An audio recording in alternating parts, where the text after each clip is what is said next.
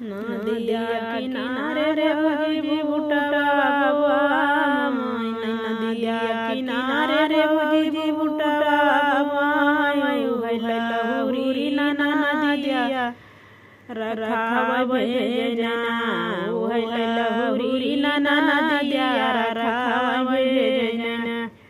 नदिया किनारे रे भौजी बुटवा बवाई उहै लहुरी ना नदिया रखावे जना उहै लहुरी ना नदिया रखावे जना जब मोरी ननद होए कौसना खाई जब मोरी ननद होए कौसना खाई उहै ससुर कसुदीना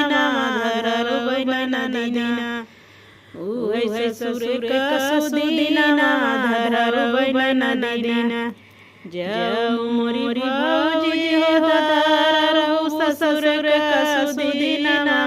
जब मोरी भौजी हो धरर ससुर कसुदीना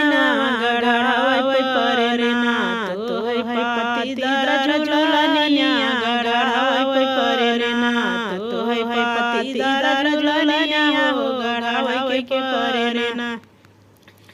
एतनी बचन भौजी सुनले एतनी बचन भौजी सुनले हो गढ़ावे लगिना उहै पति दर जुलनिया हो गढ़ावे लगिना उहै पति दर जुलनिया भौजी गढ़ावे लगिना जब मोरी ननद हो पहिनी के गइली ससुर पूछै हो लगिना उहै सास ननदिया पूछै हो लगिना उहै सास ननदिया पूछै हो लगिना किया मोरी बहुवर दियल तो है भैया से भतीजा किया बहुवर ना तोरे नाना के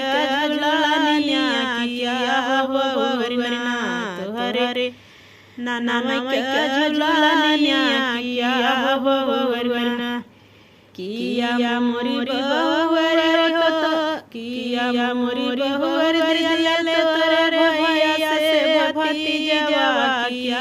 बहुवर ना तोरे नाना के जुलनिया किया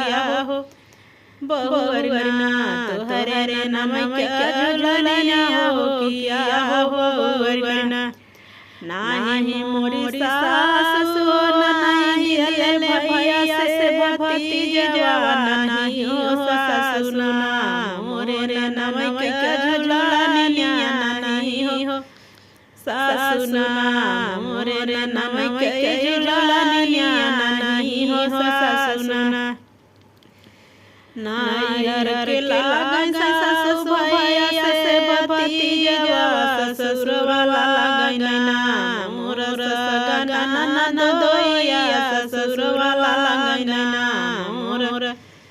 सगा ननद दोइया ससुर वाला लागै ना